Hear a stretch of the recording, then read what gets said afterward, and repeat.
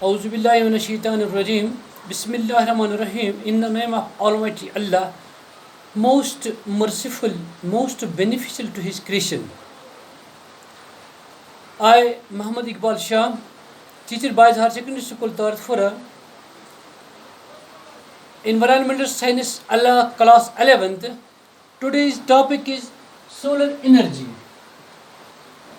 Solar energy dated 31st of August 2020, Monday, and according to Muslim calendar, it's 11th of Muharram al-Haram, 1442, and 16th of Badun 2077 Bikrimi.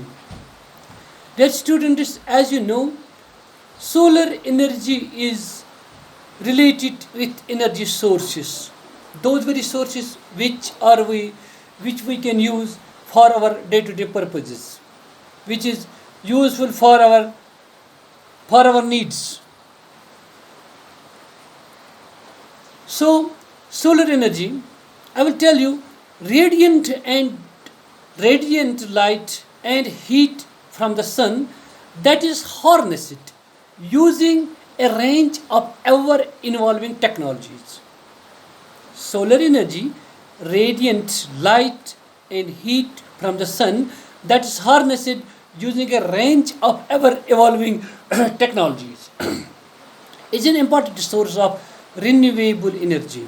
The solar energy is captured either passive or active solar technologies. Either passive or active solar technologies. Active solar technologies include use of photovoltaic system. Photovoltaic systems. Concentrated solar power, solar water heating to harness the energy. Passive solar technologies are orienting a building to the sun, selecting materials with a favorable thermal mass or light. Dear students, active solar technologies including use of photovoltaic system, concentrated solar power, solar water heating to harness the energy. And passive solar technologies are orienting a building to the sun, selecting materials with favorable thermal mass or light, dispersing property. The large magnitude of solar energy available makes it a highly appealing source of electricity. The United States Development Program in its 2000 World Energy Assessment found that annual potential of solar energy was 1,575 to 49,837 exajoules. Dear students, you know that United States of America use 92% of renewable source of energy.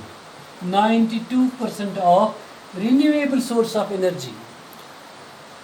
And from the sun, wind, flowing water, and earth's internal heat. United States of America uses 92% of renewable source of energy from the sun, wind, flowing water, and earth's internal heat. Other 8% are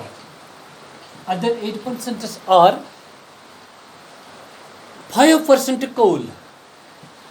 5% are coal, 92% are renewable source of energy, and other 10% are non-renewable source of energy. These are 5% coal, 2.5% oil, uranium 0.5%. Dear students, 8%, 5% are in 8%. 5% are coal, 2.5% are oil, and 0.5% is uranium.